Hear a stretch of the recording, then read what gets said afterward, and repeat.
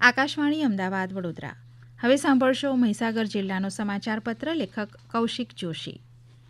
મહીસાગર જિલ્લાના વાતાવરણમાં અચાનક પલટો આવતા ધુમ્મસ અને વાદળછાયું વાતાવરણ થતાં શિયાળુ પાકને નુકસાન થવાની ભીતિ સેવાઈ રહી છે.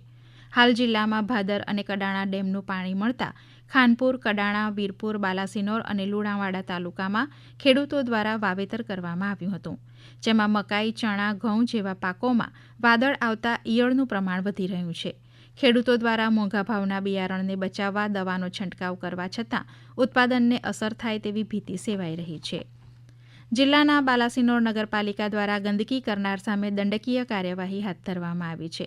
બાલાસિનોરમાં પાણીજન્ય રોગોને લઈને કમળાનો કહેર વર્તાતા હાલ કાર્યવાહી કરાઈ રહી છે.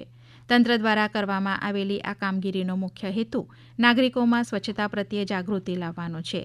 ચીફ ઓફિસર દ્વારા સ્પષ્ટ ચેતવણી આપવામાં આવી છે કે જે કોઈ પણ નાગરિક કે વેપારી જાહેરમાં કચરો નાખતા અથવા ગંદકી કરતા જણાશે તેમની સામે આગામી દિવસોમાં પણ કડક દંડકીય કાર્યવાહી ચાલુ રાખવામાં આવશે. નગરપાલિકા દ્વારા તમામ શહેરીજનોને અપીલ કરવામાં આવી છે કે કચરો હંમેશા પાલિકાના કચરા સંગ્રહ કરતા વાહનોમાં જ નાખવો અને શહેરને સુંદર તથા રોગચાળા મુક્ત રાખવામાં વહીવટીતંત્રને સહકાર આપવો. ગુજરાત સરકારના જળસંપત્તિ અને પાણી પુરવઠા વિભાગના રાજ્યમંત્રી ઈશ્વરસિંહ પટેલે મહીસાગર જિલ્લાના વિવિધ જળ પ્રકલ્પોની પ્રત્યક્ષ મુલાકાત લઈ કામગીરીની સર્વગ્રાહી સમીક્ષા કરી હતી. મુલાકાત દરમિયાન તેમણે ગ્રામીણ વિસ્તારોમાં સિંચાઈ અને પીવાના પાણીની વિતરણની વ્યવસ્થા વધુ મજબૂત કરવા અધિકારીઓને જરૂરી સૂચનાઓ આપી હતી. તેમણે મહીસાગરની જીવાદોરી સમાન કડાણા ડેમની મુલાકાત લઈ જળસંગ્રહની સ્થિતિની પણ સમીક્ષા કરી હતી. જિલ્લાના બાલાસિનોર શહેરમાં હાલમાં હિપેટાઇટિસ એ કમળો વાયરસના કેસો જોવા મળી રહ્યા છે. આ પરિસ્થિતિને ગંભીરતાથી લઈને જિલ્લા કલેક્ટર સુશ્રી અર્પિત સાગરના સીધા માર્ગદર્શન હેઠળ સ્થાનિક વહીવટીતંત્ર અને બાલાસિનોર નગરપાલિકા દ્વારા રોગચાળાને વધુ પ્રસરતો અટકાવવા માટે યુદ્ધના ધોરણે કામગીરી શરૂ કરવામાં આવી છે. તંત્ર દ્વારા હાલની સ્થિતિ ઉપર સતત નજર રાખવામાં આવી રહી છે અને નાગરિકોના સ્વાસ્થ્યની સુરક્ષા માટેના જરૂરી તમામ પગલાં લેવામાં આવી રહ્યા છે.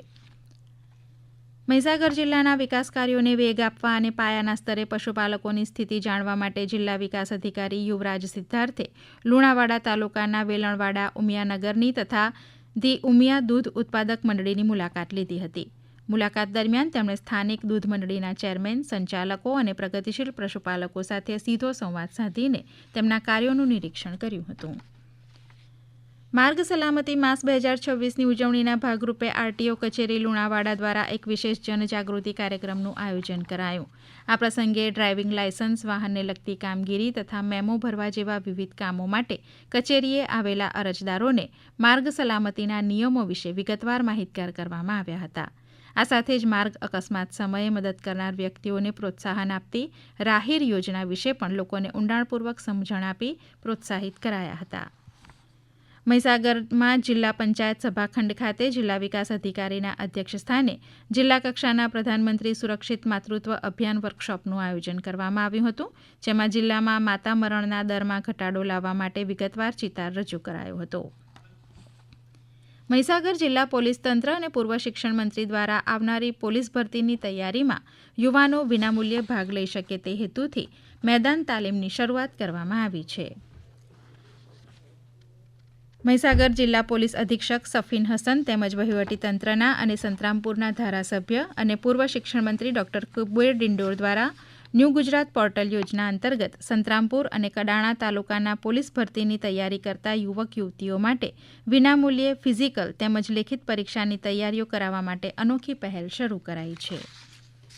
આપ સાંભળી રહ્યા હતા મહીસાગર જિલ્લાનો સમાચાર પત્ર. લેખક કૌશિક જોશી. પ્રસારણ આકાશવાણીના અમદાવાદ વડોદરા કેન્દ્ર પરથી કરવામાં આવ્યું.